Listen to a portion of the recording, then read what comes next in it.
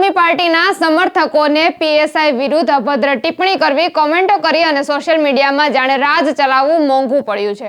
વૈષ્ણવજન તો તેને કહીએ જે પીડ પરાઈ જાનાને રે।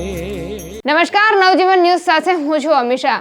જે દિવસે થોડા દિવસ અગાઉ જ્યારે આમ આદમી પાર્ટીના વિસાવદરના ધારાસભ્ય ગોપાલ ઇટાલિયા અને પોલીસ વચ્ચે શબ્દોની ટપાટપી જોવા મળે છે અને ત્યારબાદ જે પીએસઆઈ સોનારા અને ગોપાલ ઇટાલિયા વચ્ચે જે વાતચીત થાય છે તેનો વિડીયો છે તે સોશિયલ મીડિયામાં વાયરલ થાય છે અને આ સોશિયલ મીડિયામાં વિડીયો વાયરલ થતાં જે આમ આદમી પાર્ટીના સમર્થકો છે તેમણે પીએસઆઈની છબીને જાણે ખરડવાનો પ્રયત્ન કર્યો હોય અને આ મહિલા પીએસઆઈ સોનારા વિરુદ્ધ અભદ્ર શબ્દો અને કોમેન્ટોનો ઉપયોગ કર્યો હતો અને સોશિયલ મીડિયામાં આ કોમેન્ટનો ઉપયોગ કરાતા જ જૂનાગઢ પોલીસની ટીમો છે તે એક્શનમાં આવી હતી। એસઓજી અને એલસીબીની ટીમો દ્વારા આ જે 5 લોકો છે, 5 આરોપી છે આમ આદમી પાર્ટીના સમર્થકોને ઠેર ઠેરથી પકડી પાડવામાં આવ્યા હતા। રાજ્યના જે વિવિધ જિલ્લાઓ છે, અમદાવાદ, સુરત, રાજકોટ સહિતના અનેક વિસ્તારોમાંથી આ 5 જે આરોપી છે તેમને પકડી પાડવામાં આવ્યા હતા। ટેકનિકલ સર્વેલન્સની મદદથી આ સોશિયલ મીડિયા ઇન્ફ્લુએન્સને પકડતા જ તેમને હાલ તો પોલીસે કાયદાનું ભાન પણ કરાવ્યું છે અને તેમને લઈને જ શું કહી રહ્યા છે એલસીબી પીઆઈ, પહેલા તેમને સાંભળી લો। જૂનાગઢ જિલ્લાના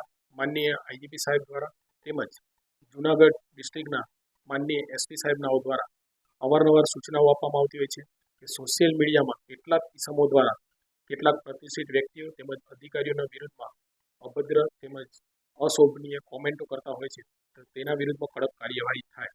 તેમજ હાલ દેશમાં વિવિધ ક્ષેત્રમાં મહિલાઓ એક આગવું સ્થાન ધરાવે છે અને મહિલાઓ એક અલગ અલગ ફરજ બજાવે છે, તો આ મહિલાઓ વિરુદ્ધમાં કેટલાક કિસ્સાઓ દ્વારા કોમેન્ટ કરવામાં આવતી હોય છે। તેવો જ એક બનાવ વિસાવદરમાં થોડા દિવસ પહેલા મહિલા પીએસઆઈ સોનારા તેમજ ધારાસભ્ય શ્રી ગોપાલ ઇટાલિયા નાઓ દ્વારા એક અનાજ વિતરણ બાબતે એક વાર્તાલાપ થયેલો, જે વાર્તાલાપનો વિડીયો કેટલાક કિસ્સાઓ દ્વારા સોશિયલ મીડિયામાં અલગ અલગ અપલોડ કરવામાં આવેલા હતા। તો તે સોશિયલ મીડિયામાં કેટલાક કિસ્સાઓ દ્વારા અલગ અલગ વિભત્સ તેમજ અભદ્ર કોમેન્ટ સોનારા પીએસઆઈ વિરુદ્ધમાં કરવામાં આવેલી હતી, જે આધારે અમે તાત્કાલિક કોગ્નિઝન્સ લઈને તેના વિરુદ્ધમાં ગુનો રજીસ્ટર કરવામાં આવેલો। જે ગુનામાં કેટલાક 6 આઈડી, જે આઈડી અમે સોશિયલ મીડિયા અને અમારા ટેકનિકલ સર્વેલન્સ દ્વારા આઈડી શોધી કાઢવામાં આવેલા હતા। તે અલગ અલગ આઈડીના અલગ અલગ કિસ્સાઓને રાજ્યના અલગ અલગ જગ્યાએથી પકડી પાડવામાં આવેલા છે, જેમ કે મનોજ ડાયાભાઈ વાઘેલા તેઓને રાજકોટથી, તેમજ અરવિંદભાઈ સોંદરવા જેતપુરથી, વિનોદભાઈ કોન્ટ્રાક્ટર તેઓને સુરતથી, જયંતિભાઈ પટેલ તેઓને અમદાવાદથી અને રમેશભાઈ સાદરિયા જેઓને જૂનાગઢના વિસાવદર ગામેથી પકડી પાડવામાં આવેલી છે। આ તમામ કિસ્સાઓ પાસેથી મોબાઈલ રિકવર કરવામાં આવેલા છે, તેમના ટેકનિકલ સર્વેલન્સ આધારે પુરાવા મેળવવામાં આવશે અને હું જૂનાગઢ જિલ્લા પોલીસ વતી તમામને અપીલ કરું છું કે આવું સોશિયલ મીડિયા પર કોઈ પણ વ્યક્તિના વિરુદ્ધમાં અભદ્ર કે બીભત્સ કોમેન્ટ ન લખવી તે માટેની અપીલ તેમજ સૂચન કરું છું।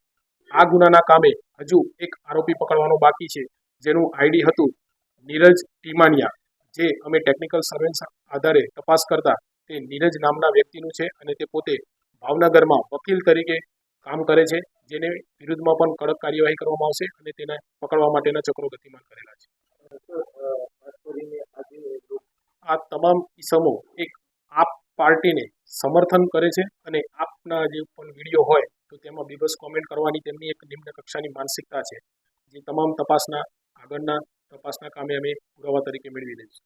તો આ હતા એલસીબી પીઆઈ, તમે તેમને પણ સાંભળ્યા જે રીતે ટેકનિકલ સર્વેલન્સ દ્વારા જે આ 5 આમ આદમી પાર્ટીના સમર્થકો છે તેમણે પીએસઆઈ સોનારા વિરુદ્ધ ખોટી કોમેન્ટો કરી હતી, અભદ્ર શબ્દોનો ઉપયોગ કર્યો હતો અને તેમને પકડી પડાતા હાલ તો તેમને કાયદાનું ભાન કરવામાં આવ્યું છે। ત્યારે આપનું આ ઘટનાને લઈને શું કહેવું છે, કમેન્ટમાં આપના પ્રતિભાવ ચોક્કસથી જણાવજો। આવા જ પ્રકારના સમાચાર મેળવવા માટે નવજીવન ન્યૂઝ સાથે જોડાયેલા રહો। લાઇક, શેર, સબસ્ક્રાઇબ કરવાનું ભૂલતા નહીં। નમસ્કાર। વૈષ્ણવજન તો તેને કહીએ જે